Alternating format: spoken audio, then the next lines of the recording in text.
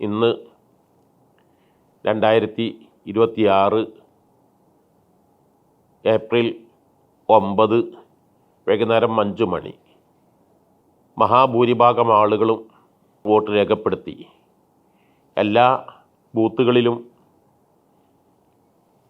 ബാക്കിയുള്ളവർ വോട്ടവകാശം, അത് പൗരൻ്റെ അവകാശമാണ്, അമാനത്താണ്, വോട്ട് ചെയ്തേ പറ്റൂ എന്ന നിർബന്ധത്തോടെ ബാക്കിയുള്ളവർ വോട്ട് രേഖപ്പെടുത്തുക.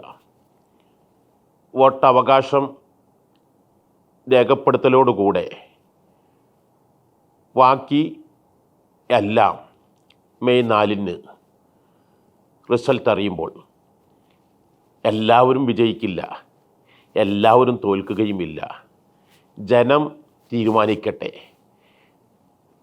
അർഹർ ആരെന്ന് തീരുമാനിക്കേണ്ടത് എനിക്ക് തോന്നുക ഞാനാണ് ഏറ്റവും വലിയ അർഹൻ, എന്നേക്കാൾ അർഹനായി ആരുമില്ലെന്ന് എനിക്ക് തോന്നിയെങ്കിൽ, ജനം തീരുമാനിച്ചത് ഞാൻ അർഹനല്ലെന്നാണ് തീരുമാനിച്ചെങ്കിൽ ആ തീരുമാനത്തിൽ പൂർണ്ണമായും സന്തുഷ്ടനാവുക, എന്നുള്ള തെറ്റുകൾ തിരുത്തുക, ജനങ്ങളിലേക്ക് ഒന്നുകൂടി സജീവമായി ഇറങ്ങുക. 5 വർഷം കഴിഞ്ഞാൽ ഇനിയും അവസരം വരാം. എത്ര പരാജിതർ പിൽക്കാലങ്ങളിൽ മഹാഭൂരിപക്ഷത്തോടെ വിജയിച്ചവരിൽ എത്ര ആളുകൾ അടുത്ത ഇലക്ഷനിൽ വലിയ വോട്ടിന് തോറ്റു. ഇതെല്ലാം നമ്മുടെ മുമ്പിലില്ലേ? ഇത് മനസ്സിലാക്കി ഒരാളും അമിതമായ ആഹ്ലാദവും വേണ്ട, അമിതമായ ദുഃഖവും വേണ്ട, ഇതിൻ്റെ പേരിൽ ഒരു ഓഫറുകളും വേണ്ട. ബെറ്റടിക്കരുത്, ഊഹാപോഹങ്ങളുടെ അടിസ്ഥാനത്തിൽ വിധി പറയരുത്.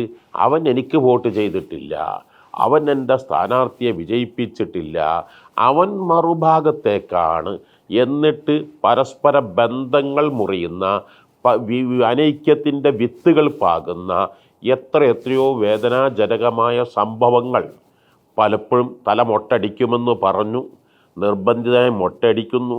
അവൻ മാനസികമായി തളരുന്നു, ഒറ്റപ്പെടുന്നു, അവൻ നാട്ടിൽ ജീവിക്കാൻ പറ്റാതെയാകുന്നു. താൻ സഞ്ചരിക്കുന്ന കാറിന് പറ്റടിച്ചു, കാറ് കൊടുക്കാൻ ബാധ്യസ്ഥരാകുന്നു.